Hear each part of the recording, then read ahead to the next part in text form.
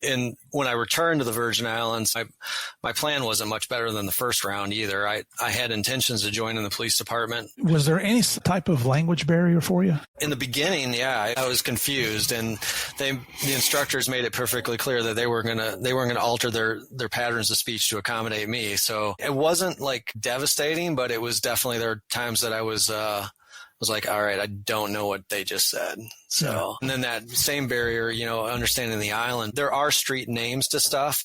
Nothing is marked. And so you get directions like head by the upside down tamarind tree, go up to what Pa Juni does, fix the car, then take a right. And, it was all like local references that if you didn't live there, you would never know what they were talking about.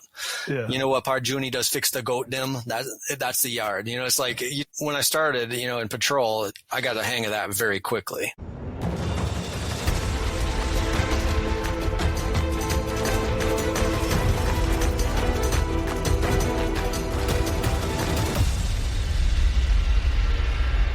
Hey, everybody. Welcome to this week's episode of Game of Crimes with Murph in the Morning. You can see I'm doubling up on my guests this time. And if things work out right, this is going to be a total of 4 different episodes. Because let me tell you, these two guys, they've got some stories that I had a hard time believing. I know they're true, but I'm just sitting there with my chin on the desk most of the time when they're telling me the stories because of the things they went through and where they were when they happened. It's just unfreaking believable is what it is. But thank you so much for coming back every week to join us here. If you're listening to this on audio and you haven't checked us out on YouTube yet, do me a favor, go over to YouTube, type in Game of Crimes Podcast in the search bar, go down, hit the subscribe button, listen to a few episodes, hit the like button, and send me some comments. We're trying to grow YouTube big time this year, so do me a favor and go over and do that. And there's so many people that listen on the audio channels. If you guys would just come over to YouTube, it really helped Murph out, let me tell you here. This old man, I'm starting to think about, down the road, I got to retire at some point. I just don't want to. And I have no plans to. So you might recognize one of these young men here. His name's Rikk Rambo. Can you believe that? His real freaking name is Rambo. I think we did the same thing, Rick, the first time you were on here. Rick was a guest here on episode 123, which came out in November of 2023. And his stories took up a full 2 weeks.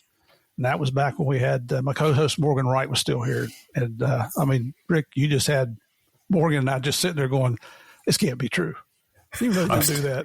I'm still winded from that. Well, Morgan will do that too. I'll tell you right now.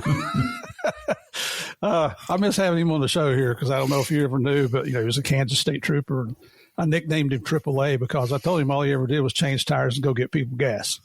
But luckily he didn't kill me over that. But our other guest this week is an old partner of Rick's. They work together in the Virgin Islands. This is Chris Howell, 22-year law enforcement professional. Just wait. When I think of the Virgin Islands, I'm thinking tropical paradise. I've been to St. Thomas. I've never been to St. Croix. But here's a guy that joined the St. Croix Police Department, did 22 years there, made it all the way up to chief. And the things that were going down there make me never want to go back, honestly. So, Chris, welcome to the show. Rick, welcome back. Thank you. Good to be back.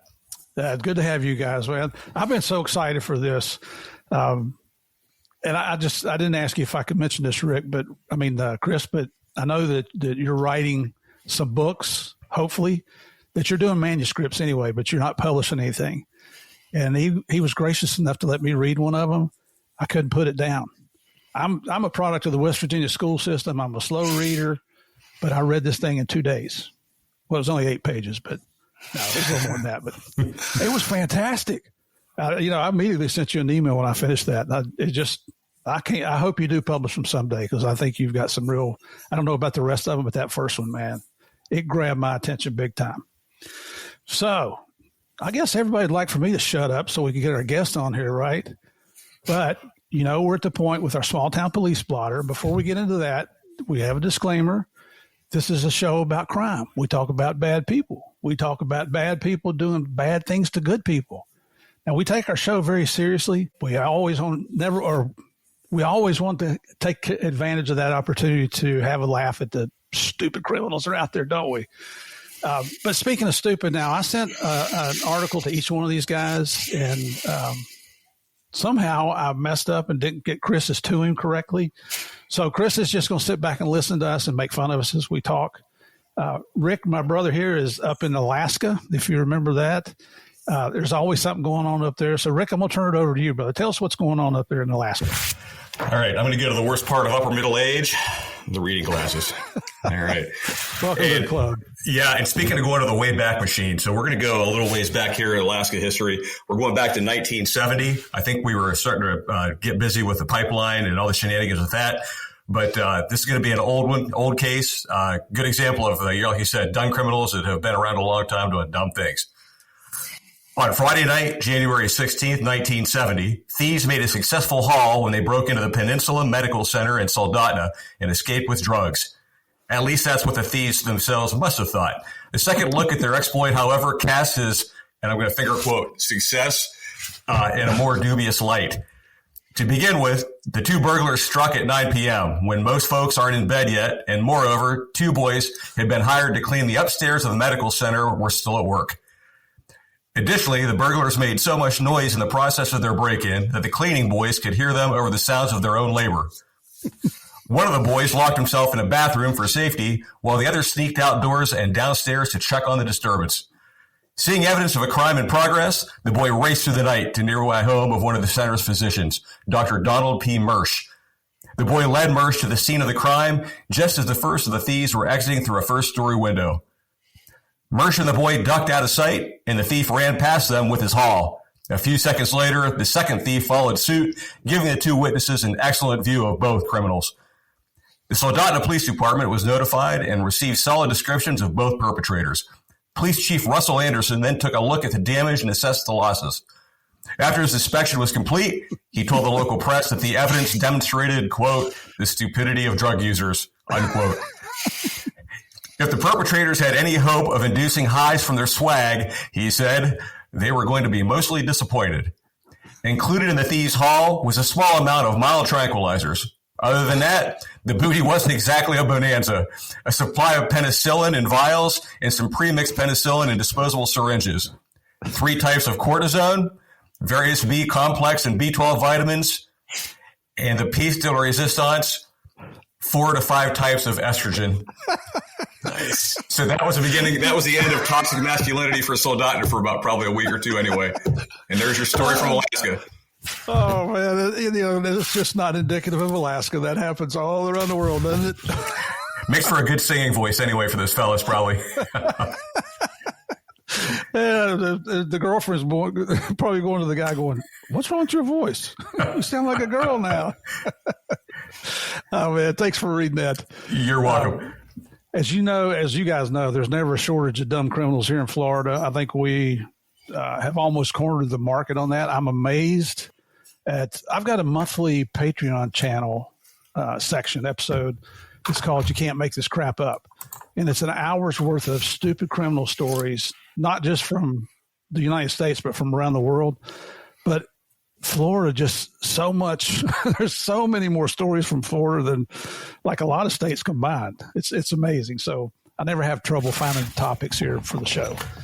But in this one, this just happened last month. And you may have read about it in the newspaper. A day after claiming a $167.3 million Powerball jackpot, James Farthing was at the lobby bar of a Florida resort bragging about his financial windfall, walking around going, I'm a millionaire, wearing only his shorts and sneakers. I saw a picture of this guy, and he is heavily tattooed. He looks like that big buffed actor that plays Aquaman. Which I can't remember his name, but Jason Momoa. That's him. Yeah. That's who he looks like. And this guy Farthing, he's 50 years old. I mean, he looked good for a 50-year-old, but he got a little ticked off when somebody overheard him and they started challenging him. This man, Kevin Rushing, now he's 48 years old. He's from Idaho, so he's probably a good old country boy.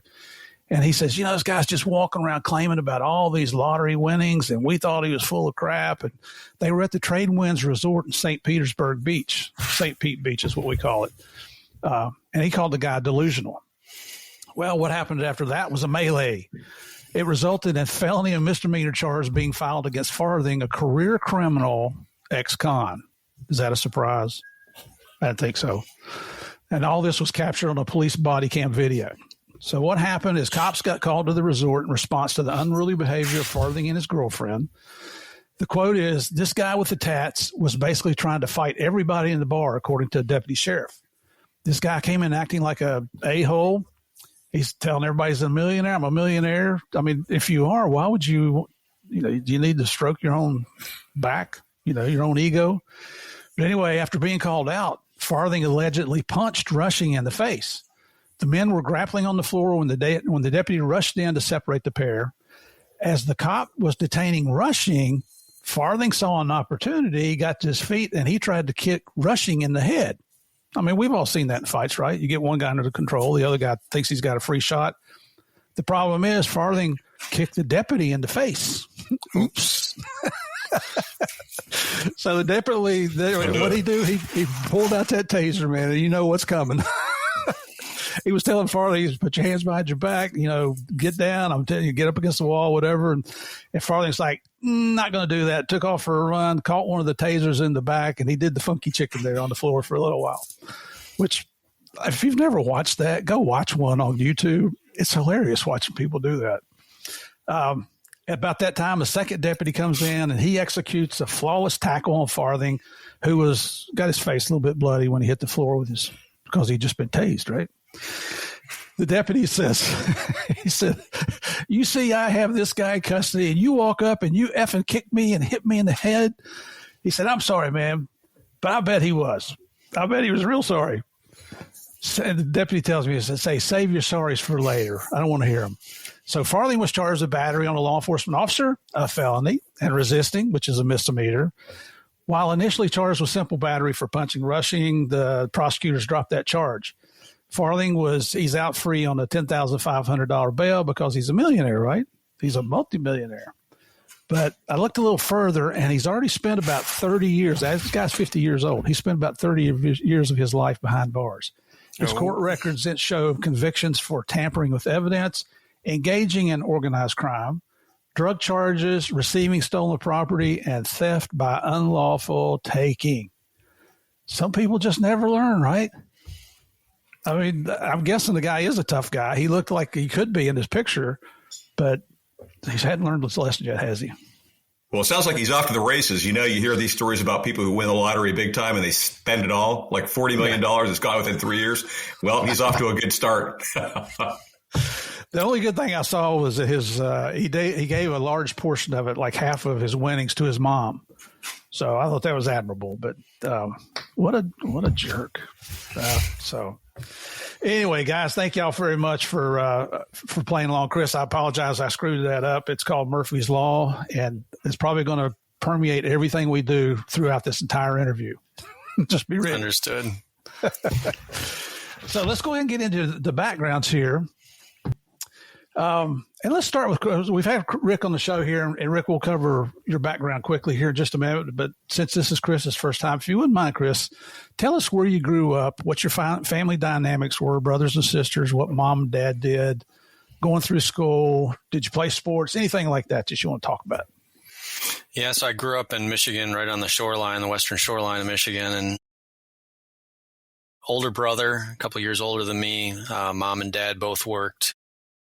Dad was into sales. Mom worked as a secretary for about 30 years or more, and went to local high school here, just public school, and swam for a number of years, but did lots of other stuff as well, lots of extra school activities. So wasn't a great student at all, and that kind of got me to where I was as far as law enforcement as well. So I did 2 years of college, but right after college, headed to the Virgin Islands. So what were you studying in college? Originally, when I went, it was just general studies. I got my associate's degree, and then after I became a law enforcement officer, I went back and got my bachelor's degree in criminal justice. Cool. So you didn't give up completely on that. That's pretty cool. No, and I had engineering scholarships that I received when I was in high school that I never used. So my mom still reminds me of that today. I bet she does. Gotta love your mom. They won't let you forget things, do they? Yeah. What did you get your 2-year degree in? I was just general studies, associate's of arts. Yeah. And where was that at? It was at a community college in Western Michigan. Okay. And then for my bachelor's, I went to New York State. So I did it online. Nice. Very good. So you went to the Virgin Islands. Where did that come from? Well, when I graduated from high school, I had knew some older, some guys that were older than me that were musicians, and they traveled. They were kind of like snowbirds. They would go to the Virgin Islands during the winter and then come back to Michigan during the summer. And I'd heard them talk about it. And so when I graduated from high school, I decided just to tag along with them. And so I bought a one-way ticket. I had really no money to speak of. So I pretty much depleted my entire savings with the ticket without a real plan of what I was going to do when I got to the Virgin Islands. So I as soon as I hit the ground, I started looking for a job, and I got a job with a company that was called Caribbean Sea Adventures, and it was owned by a British couple, and they were doing like snorkel, dive, and sail trips. They had like 14 boats at the time, and I got a job on crewing on those boats, and I did that for a year. Did you have any background in the ocean, being on the ocean or being on the lake or being on a boat? The Great Lakes. Yeah, I worked on boats in the Great Lakes, but they really hired me as a snorkel guide. And the interview was like, "Can you swim?" And it's like, "Yeah, I can swim." And they're like, "You're good to go." So, and then I was dive certified, but I never really worked the dive boats. I did snorkel boats, or I did sailboats. Wow. So what'd you think about it when you got down there? I love the Virgin Islands. I hated Michigan winters. That was like just to escape that was worth the price of admission for sure. But, and I love the ocean and everything that came with it. But I also realized the island had more than its fair share of problems. I realized that almost immediately. But at the time I was like 18, 19 years old. I guess it's 18 years old. And, I was just staying clear of that. I was basically working. I'd do 2 trips a day, and then what they called the booze cruise on, I think it was like once a week we'd do the booze cruise, where it's exactly what it sounds like. And it was like a night sail. And, we had a great gig where the restaurants we'd advertise on the boats for the restaurants. So we had free food. So I never like had to cook a meal or anything like that. I would just eat at the restaurants, and everything I owned was contained in a small duffel bag. And so, my accommodations changed quite often, and it was just packing up was really easy. So it was a great time, but it was also a very directionless part of my life as well.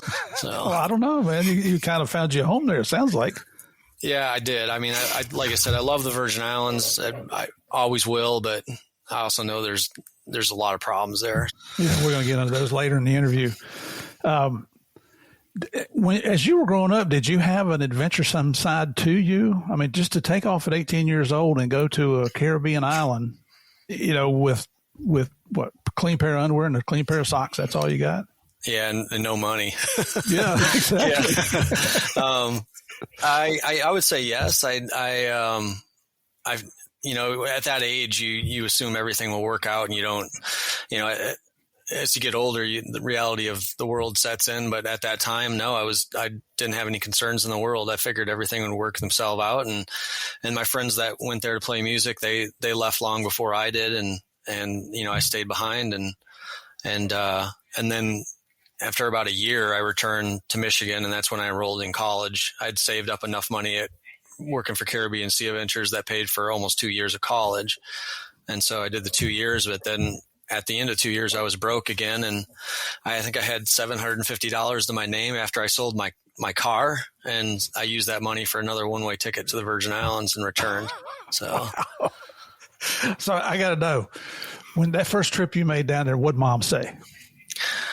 I don't remember Mom or Dad being, like critical of it or anything. They were just like, yeah, whatever. And, I do remember my mom, when I first told her, she thought I was joking. Like she didn't believe me. But then when, I must have shouldered the ticket or whatever, and she's like, all right, well, good luck with all that. And so, really? Yeah. So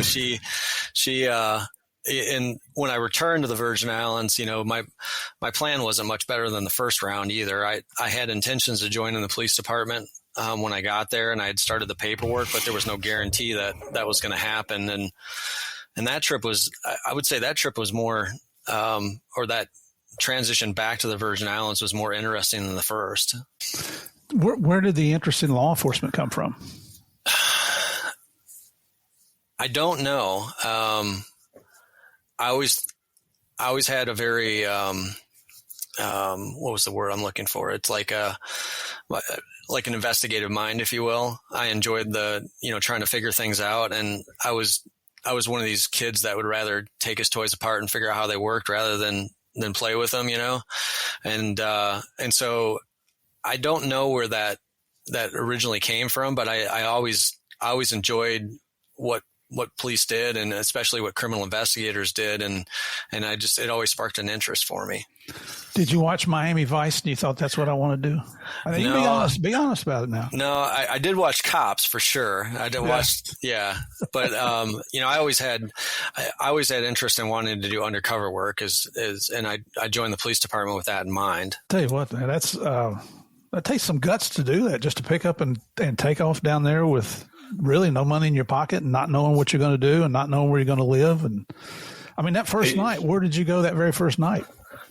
On the return trip, when I went there the second time, I stayed in a hotel. It's kind of a funny story. So I stayed in a hotel that was kind of I wouldn't say it was a nice hotel, but it was not bad by any stretch, but I knew it was only going to be one night because I got in late. And then, I started inquiring where else I could stay. And not long before I had returned, Hurricane Hugo had devastated the island. And so they were still kind of in the rebuilding after Hurricane Hugo. And there was a hotel that had the top floor of it had been erased by the hurricane. And so the second floor of it was still intact. So they basically made the floor from the second floor of the roof, and you could stay there. You had to change your own sheets and pick up towels from another hotel that was 2 blocks away. And so I stayed there for a short period of time. And then, but even that I knew was going to deplete the very limited savings I had. And so, I found this one hotel that was, it was in the kind of the red light district of the Virgin Islands. And, there was prostitutes that mainly lived in that hotel. And there was a brothel that was either down the street or maybe even directly below it. And so I very rarely saw the prostitutes because they worked at night, and, I was sleeping, but I knew what was going on for sure. So, and that was kind of my first exposure to the Virgin Islands Police Department too, because there was officers that frequented it, and there was the rumors were there were high ranking officers that owned some of these places of prostitution. Oh, Rick, you were going to say something there. I interrupted you, buddy. What was it? I'm just relieved that I thought he was going to say something effective as he first became familiar with fishnet pantyhose. I'm like, thank God he said he became familiar with police and law enforcement, what have you. Yeah, I was worried for a second. Oh, that's, and I guess, and I don't want to get ahead of us here but I did read your transcript and I was shocked by the things that are going on down there. Did your first trip down there, you said you realized that things weren't the Shangri-La that, you see advertised everywhere. What things did you see that first trip to the Virgin Islands that led you to think that? Well, you heard about a lot of stuff. You heard about murders, and certainly the drug trafficking during that period was kind of the heyday for drug trafficking. So you saw a lot of like open air transactions. There were obviously neighborhoods that you knew not to go into. And, even I was working with a lot of people that obviously I suspected a lot of them were using cocaine and stuff like that. So, and that's when I worked for Caribbean Sea Adventures, and it appeared that there wasn't really any enforcement going on of any of this activity. So, like even in town area, you'd see sometimes a half dozen guys, hanging out in the street corner, and you knew what they were involved in. So, and you read the newspaper and you read about homicides that occurred, and it was at a rate that was much higher than anything that I had I had become accustomed to living in the States, and now I know that, the homicide rate in the Virgin Islands is like the second highest in the world, and it's like 8 to 10 times that of you see per capita anywhere in the United States. So there's a lot going on there, and a lot of it was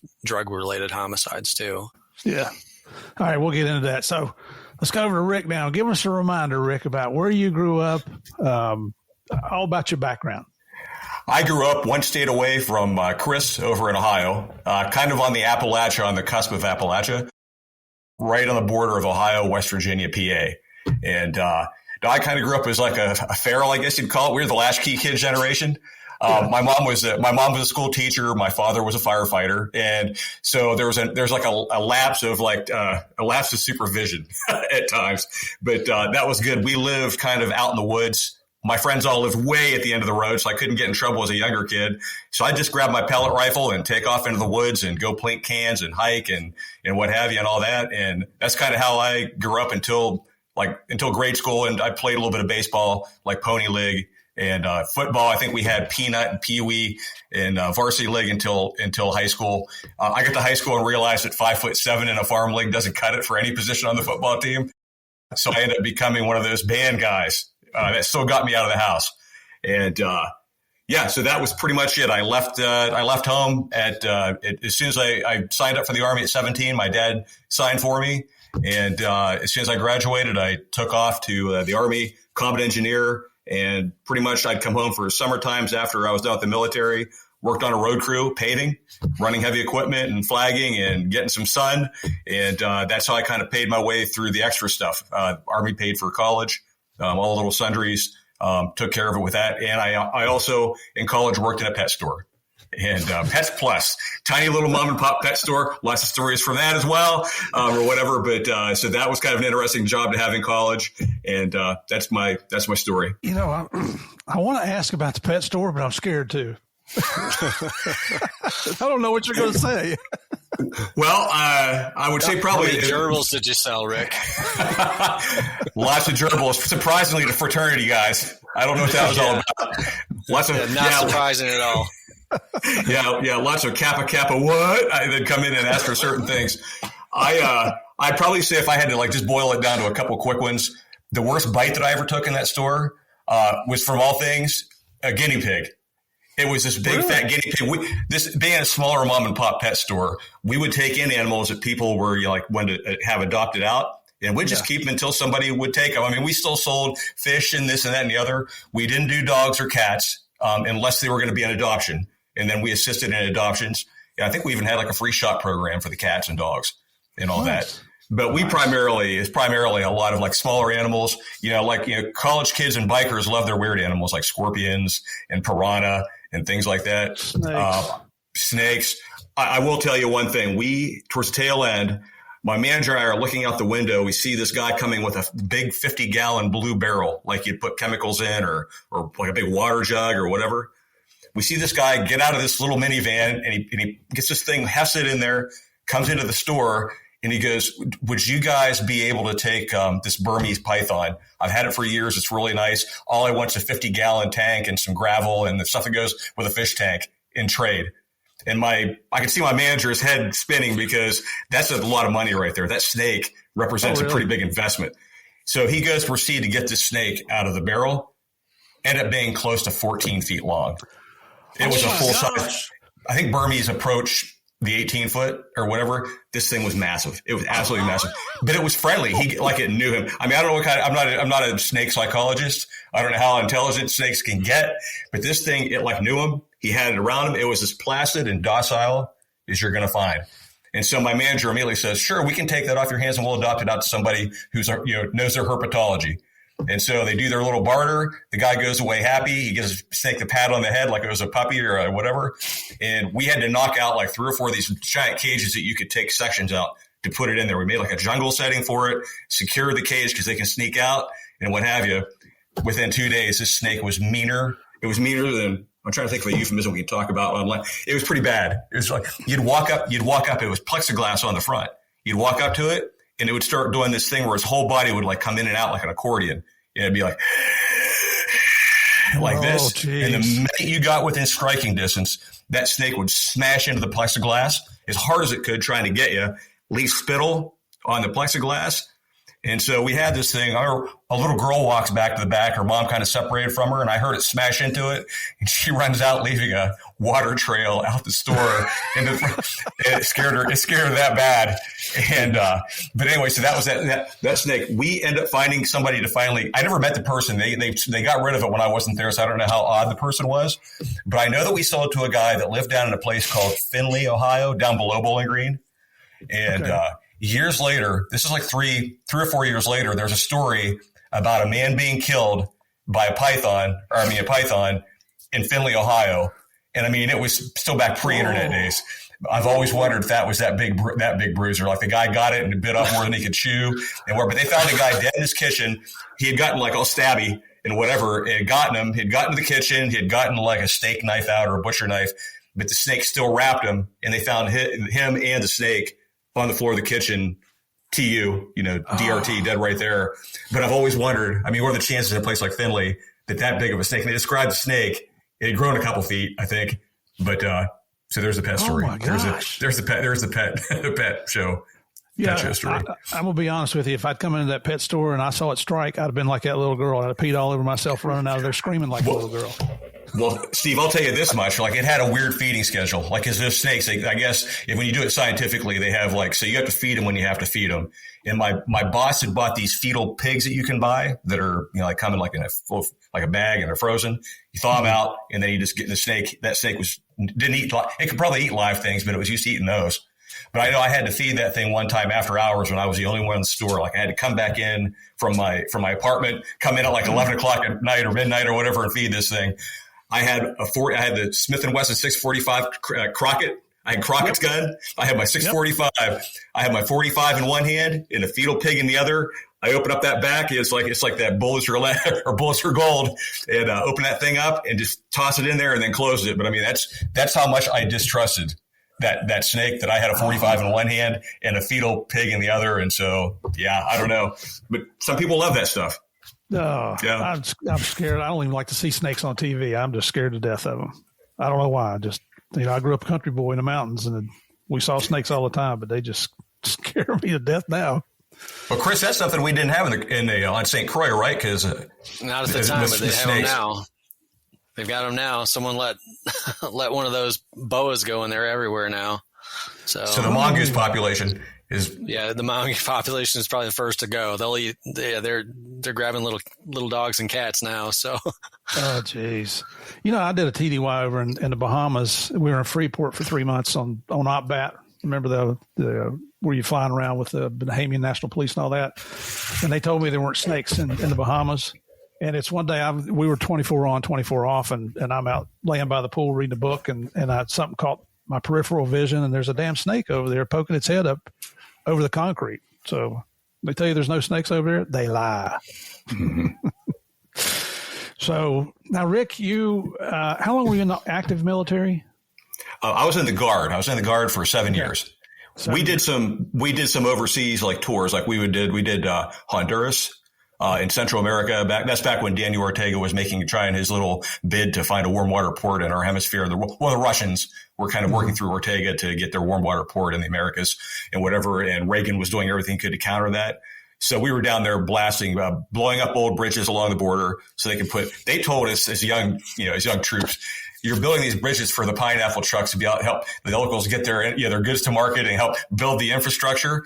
But I was the guy who blew up the old bridges, and then we did the quarry work to get the rock for the roads. But I got to see some of the new bridges that they were building, the regular 18 Charlie or whatever the bridge builders were making.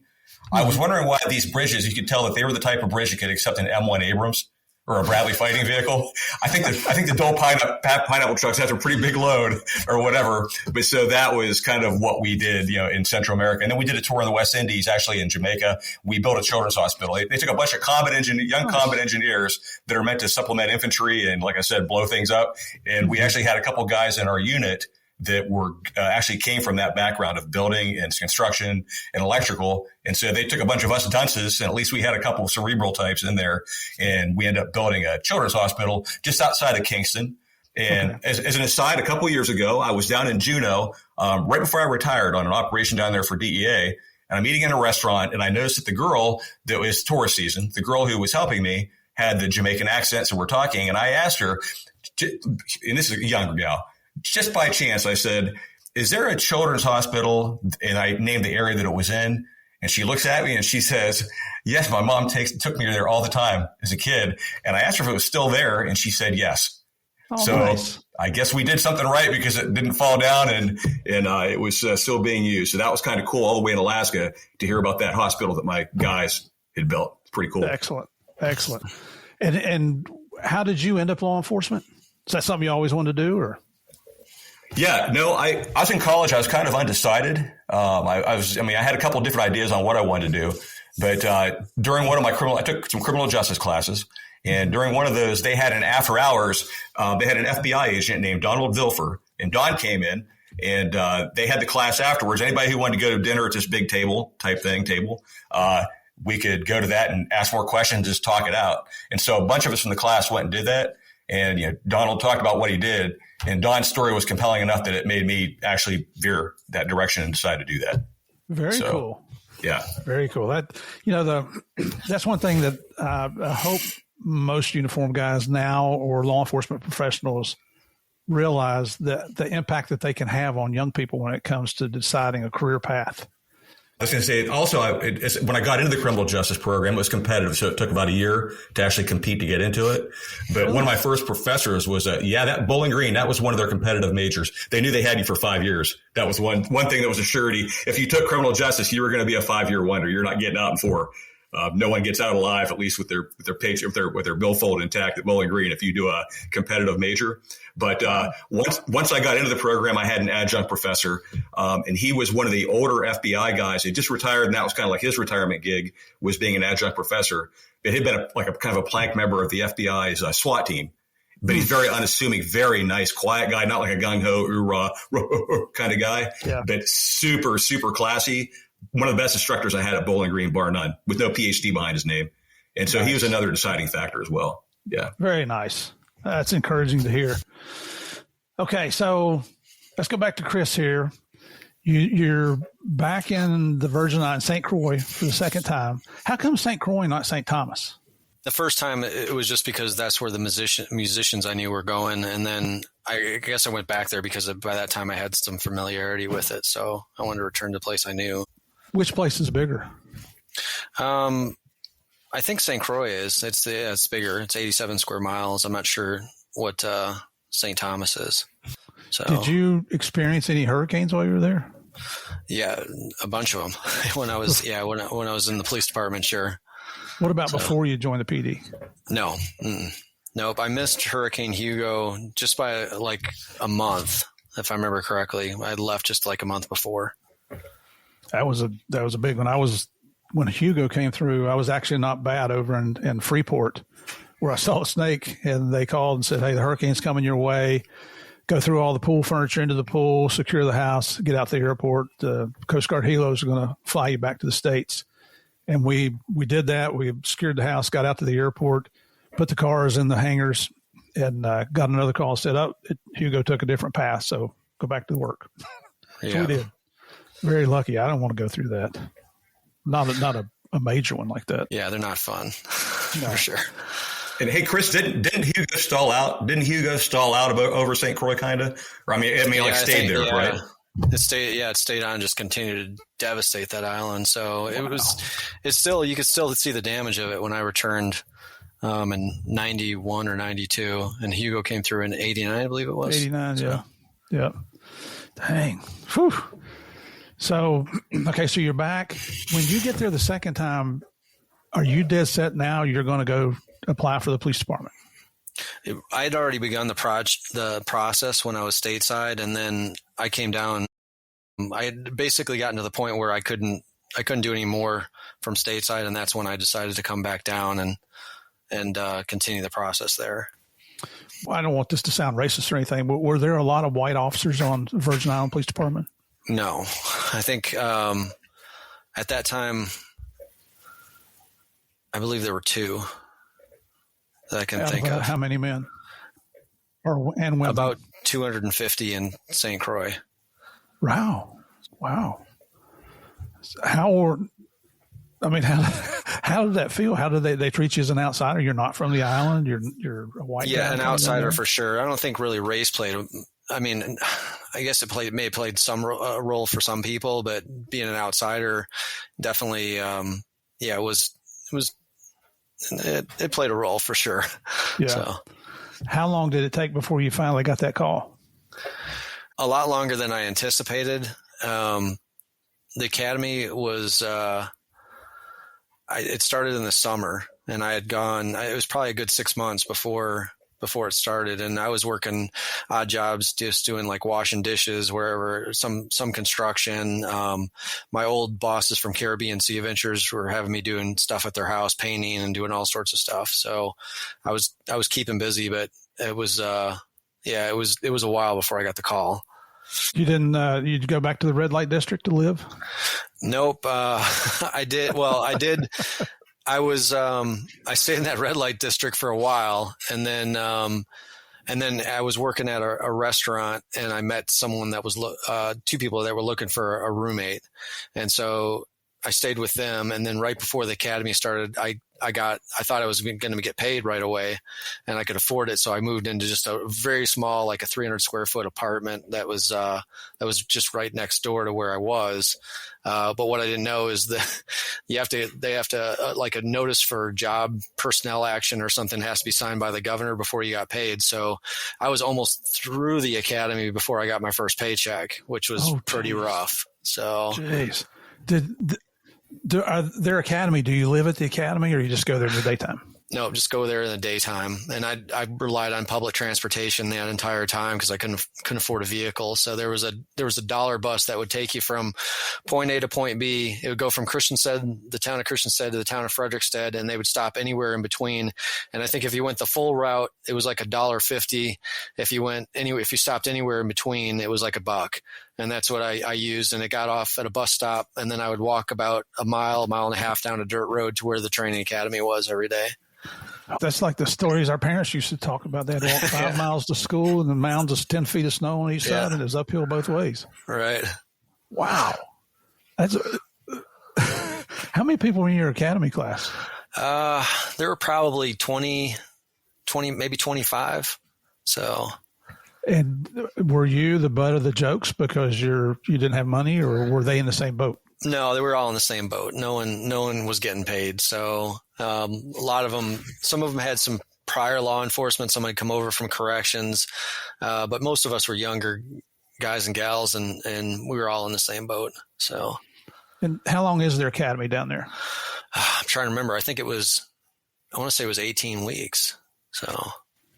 Wow. Were you impressed?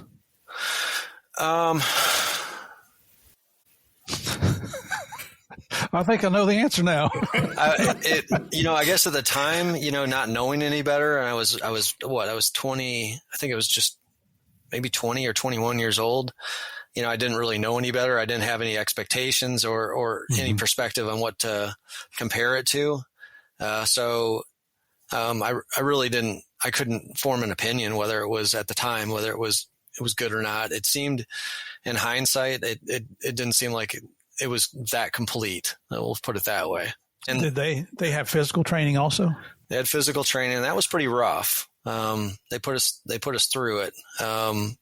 We were doing, we get a break every hour, and the break consisted of push-ups. So, and every week that went by, they increased it by a factor of maybe the first week it was 20, the next week it was 30, and you do these every hour. By the end of the academy, they would time us and how many push-ups we could do at the end. And I remember I was doing 92 push-ups in 2 minutes. So, wow. So yeah, definitely got you into shape.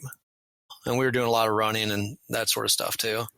Was there any type of language barrier for you? In the beginning, yeah, it was. I was confused, and the instructors made it perfectly clear that they weren't gonna alter their patterns of speech to accommodate me. So it was kind of like I mean, it wasn't like devastating, but it was definitely, there were times that I was like, all right, I don't know what they just said. So. And then that same barrier, understanding the island, because there isn't like there are street names to stuff, but nothing is marked. And so you get directions like head by the upside down tamarind tree, go up to what Pa Juni does, fix the car to them, take a right. And, like it was all like local references that if you didn't live there, you would never know what they were talking about. Yeah. You know what Pa Juni does, fix the goat dim. That's the yard. It's like it was so in the beginning, but when I started, in patrol, I got a hang of that very quickly. Well, did they start you out with a field training officer? I think technically they were supposed to, but that didn't last long. So a lot of times I was working solo even in the beginning. So, hey, Chris, I never asked you this one. Did anybody wash out from that academy? Well, there were several that were washed out. That there was physical, firearms, and academics, and you had to pass all three. And so there were several people that were supposed to be booted out, and they disappeared for a few days and then showed up on the day of graduation and somehow were allowed to graduate. So there was something going on behind the scenes there. One of them, their mother was a senator, and so that they came back, and so there was definitely, I don't think anybody, there was one that I can think of that threw in the towel, but aside from that, I think everybody got through either by conventional or unconventional means. And how many were in your class? I want to say it was like 20 or 25. Okay. Maybe 30. So any memorable, funny stories that you can tell us about without mentioning names? In the academy? Yeah. Not really. The academy was like, I had made up my mind from the start that I was going to get through it no matter what they threw at me. And I, toward about halfway through the academy, I started getting rides at least home. But not really so much in the academy. Once I graduated from the academy, that's when the nonsense, you started to see the nonsense. What type of weapons did they train you with in the academy? Glocks. Yeah. 9mm Glocks. And then they transitioned to 40s. So, and there were some old timers that couldn't qualify with the Glocks. So they were still carrying 38 wheel guns. Yeah. When I went through the DEA academy, that's what they gave us, was revolvers. Yeah. Yep. And we thought we were hot snot too, I tell you. Yeah. We had PR-24s for, instead of Aspatons, and, Taser wasn't really around yet. So they gave us stun guns, which was basically just a torture device. It never really worked very well. So I know in the Bahamas, you would go out on these missions with the Bahamian National Police, and some of them had these old revolvers that you didn't know if the firing pin was still in there, or, if a rat's nest had built in the end of the barrel. But these guys had only a few bullets. Did you guys have a shortage of ammo or no? No. No, I do remember, when I was chief of police, I did a weapons inspection of a zone one time and had everybody remove their magazines and take the round out of the chamber and hand me their firearm. And this officer hands me her 40 caliber Glock, and it's loaded with 9mm ammunition. Oh, so that one was kind of interesting. Can you say remedial firearms training? Yeah. So. Oh, thank goodness she didn't try to fire it. Yeah. No. Wow. Okay. So, and Rick, now you went military, and then you were an investigator in Ohio for HHS? For 2 years. Yeah. For the state, through a county system. And did that. You went to Pittsburgh PD. Is that right? To Pittsburgh Police Department. Yes, sir. How did you pick Pittsburgh? I was doing that shotgun method because it was so hard to get into law enforcement in the early 90s. And I'd gone with some medium-sized cities in big cities in Ohio. And then I saw that Pittsburgh, there was just a notification in a local newspaper my mom and dad had gotten that said that Pittsburgh was getting ready to start hiring. So I just drove clear across Ohio from Western Ohio and applied. And, how long did it take to get the job? I'd say roughly a year. Yeah, probably close to 8 months to 10 months before I received the notification that I was going to go over and test. Nice. One of the things that when I tested, I remember one of the ironies of when I tested is I'm sitting in a room like on a fourth floor of a building, getting ready to go in and go before the interview board. This is after the test. And I look out the window and I see 3 U.S. Marshals walking across the parking lot with a guy in handcuffs. And that's where I end up going to U.S. Marshals leading just a regular dude across the parking lot to this public safety building. But I found that ironic. I'm sitting there interviewing for Pittsburgh, and that's where I jumped ship to when I left Pittsburgh was the U.S. Marshals. But I saw those guys with they had the big U.S. Marshal on their back of their jackets walking across, and kind of like a epiphany. Yeah. How long were you with PD? 3 years. Yeah, 3 years. And so now you applied for the Marshals. Did you also apply for DEA? Because you weren't with the Marshals very long, right? I did. I applied across the boards. I had applied to Secret Service, FBI, all the top 4, top 5, 18, 11 special agent gun carrying groups. I know that when I was down at the federal building for a bomb, I was near the federal building, and there was a bomb threat, and so I just deployed to that, even though it wasn't in my zone. But everything was done. There was no bomb. It was all just a scare. But I decided to go up and talk to the Secret Service. I'm in uniform, so I go up to the 4th floor, 5th floor, wherever they're on, and just as a cold show up. And actually, the ASAC came out, brought me back. And he's told me that I was too young, and I just got a really bad vibe from the whole thing. Plus, everybody was wearing business suits, and that's when I decided that if I got a call back on the Secret Service thing, I was probably going to go ahead and maybe not think about it. But I know he's like, "Yeah, kid, you're too young." I think I was 25. Yeah, you're too young, and come back when you're old enough. And there's a degree of arrogance or whatever, but there's something that left a bad taste in my mouth when I walked out of that building. So I kind of wrote that off, but everything worked out pretty well. I know I tested all the way with FBI and DEA. They're kind of in a foot race with Marshals. All three, is like a test and then an interview and whatever. But I think, as I recall, when I was hired by DEA, by Marshal Service, I was already done with DEA. I was just waiting for the phone call from DEA to yay or nay. And same thing for FBI, but Marshals won the foot race, and so I ended up going to FLETC. So, you hadn't been out of FLETC very long then when you went to DEA, right? I was still in FLETC. So they break it up into 2 blocks when you go to FLETC, and you're going to be like, if you're customs or, now if you're ICE or HSI, but they have the original phase of training. You may be lumped in with people from other agencies. And then you go through that basic criminal investigator phase. I call it CITEP or whatever, but you go through that. And then as soon as you're done with that, then you go off into your individual agency to their specialized training. So Marshals run their own show. Everybody else runs their own show separately. But I had just made it to the end of that CITEP when I received the call from DEA. And it was not a hard decision to make. I knew that I was going to be going to Washington, D.C., and I wouldn't be going to the district court. I'd be going to like that D.C., kind of like because they're like the sheriff.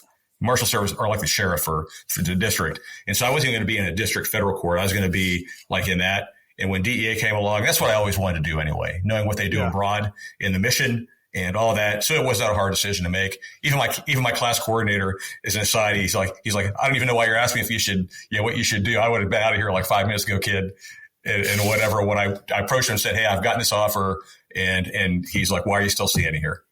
Yeah. Well, I was going to ask you if they called you a bunch of bad names when you told them you were quitting. The guy who ran the academy wasn't all that happy. I think on that last episode we talked about that guy, but the fellow who ran the actual Marshals end of the academy there, kind of like that Johnny Squarejaw, perfect hair, coiffed, you just knew he's a corporate type. He was not happy, but DEA, took me in, and I was gone. So there you go. What class were you? What class number? 112. 112. Yep. I went through class 53, and Javier and I spoke we get to go to the academy now and speak to the trainees twice a year. And the last time we were up there earlier this year, I was in class 53, 253 was in session. Talk about making you feel old. I went back right before I retired. I went back. I was the guy that does the PT test for all the Alaskans that are going to go to DEA or they're going to test for DEA. And so I went back to Quantico to like do the new how we do that now. So they train you up on that, and you go through with the new academy class, and you do the PT test with them. And I've tried to stay in good shape, so I could still do the running and the push-ups and pull-ups. But I looked at these guys and gals, and I'm like, oh man, they look like they were like maybe like in like sophomores or juniors in high school to me, or whatever. So that's when it's time to pass the baton to the next generation. There's a college up in New Hampshire, New England College, that I've been working with them over, I don't know, maybe 6, 7, 8 years now. And they bring their CJ students down, criminal justice students down to Washington every year for a week, and they get tours by Metro PD and the Marshals and Secret Service. And so I got the foot in the door with the DEA Academy, so they go train. They go see the academy, with the idea being that hopefully some of those students, when they apply, if they apply federal, that they'll go to DEA, and several have now. So it's kind of worked out. But it's just interesting to see these young people. When we go to the academy, one of the things they do is take them through the gym so they see the trainees working out. And the ones you see that I saw up there are all studs, the women and the men. I mean, they're in great shape. They got great positive attitudes. But the SAC of the academy came by. He's an old friend, Mike. He comes one day and he says, listen, Murph, at this time, we're going to do a ceremony where we're presenting the guidon to the class. They've only been here for a week or so. They're going to get their guidon. And that's, it has the name of an agent that they're going to memorialize. They carry that guidon with them the whole class. And said, you come out, you're a retired agent. You stand in line with all our agents. Your college class will be over to the side watching everything. And he said, we're going to do a presentation. He's going to say some words to them, present them the guidon. And then he's going to introduce all the agents that are in line, including retirees. And he said, so what we'll do, he said, I'll call my class, what my basic agent class number was, and then everybody will go down the line. And he calls out, I don't know, 162, whatever he was. And then, as it goes along the line, everybody's in the ones. And it gets to me, and I go, BA 53. And even the old guys in the line leaned over and like, who's this old fart?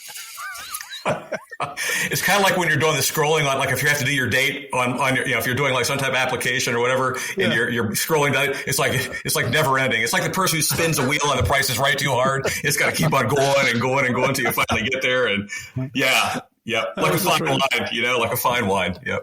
I loved it. I love going back up there because you get to leave at the end of the day, but it is like going back home. I love it. Up there. Oh, hey, Murph, there was something I was thinking about just now.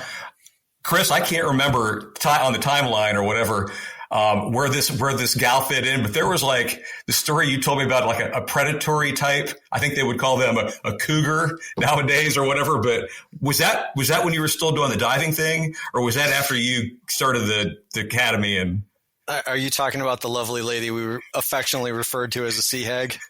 That would be her. Yeah, that was actually before I entered the police academy. So, okay. So I don't know. Should I go into the story? Sure. You got our attention now. Yeah. So there was I talked about that 300 square foot apartment that I lived in. It was on a street called Hill Street, and directly across the street was a multi-story building. It was a very steep street, hence the name Hill Street. And below, on the bottom of Hill Street, there was a couple of bars down there, and there was this woman that lived on the third floor of the building across the street from me, and like the first week I moved in there, I could hear people up. It was a flat roof that I lived on, and there was some stairs that could take you up almost to the roof. I could hear movement on my roof. And so I went out there, and there's two people that lived in an apartment next to me, and they've got lawn chairs set up on the roof. And I was like, hey, what's going on? And they go, you got to get up here. And so this was like a Saturday morning, first thing in the morning. And so they're like, the one guy that was on the roof, he goes, I know she got one last night. And I'm clueless what's going on. And all of a sudden you see this guy who's kind of in his underwear, he's got his clothes in his hand. And there were bars that covered like 3/4 of a balcony, and that was attached to this apartment where this woman lived, who we referred to as the sea hag. And the only way to get out of that to the exterior stairwell, because the bars were locked, where the true exit was to scale along the edge of these bars and work your way to where the stairs were and get yourself out. Well, this guy all of a sudden surfaces onto the porch, and he's got his clothes in his hand. He's looking around, goes to try to figure out how to get out. And realizes the only way out is down the bar or through the bars, and he figures this out and starts scaling his way. And this is when it's explained to me that the sea hag would go down in the bars and get, some guy in his 20s really drunk. And she was probably in her, I'd say late 50s, 60s, and find the drunkest guy in the bar, bring him home with him. And he would wake up in the morning and realize he's made a horrible mistake, and he would try to scale the bars to get away. And the guys on my roof had slingshots and a bag of marbles, and they'd start firing marbles at her aluminum louver windows to try to wake her up so she could interrupt this guy's escape. And the guy's like pleading with us, to knock it off so he can get out. And to my knowledge, they never actually woke her up. It was more of a panic situation for him. But that happened like almost every Saturday for the year that I lived in that apartment. So that's the CA story. Yeah. So and that's what they call entertainment in St. Croix. Yeah. Who needs cable? Who needs cable TV when you have that, right? Leave it to Rick to take that story down real quick. Yeah. That's why I invited you back, Rick. That's some good laughs here. I always remember the really poignant stories, the important ones. The soul-searing stories, yeah. That's exactly right. All right, so we've been going about an hour now. So what we want to do is calling into today's episode. These guys are coming back tomorrow, so I'm hoping that you'll come back, because now we're going to get into more of Chris and Rick's law enforcement careers, how they ended up working together, how do they even know each other? And I know that. And if you watch Rick's first episode, you probably know that as well, because I think you did talk about Chris and another police officer down there during your first time here on the Game of Crimes. But for everybody, thank you for coming back every week. I can't say thank you enough. I truly appreciate you. You guys keep me motivated to keep doing this. We're into our 5th year now, and I'd certainly hope to see this go into the 6th year next year. So in the meantime, everybody stay safe out there. God bless. We'll see you tomorrow.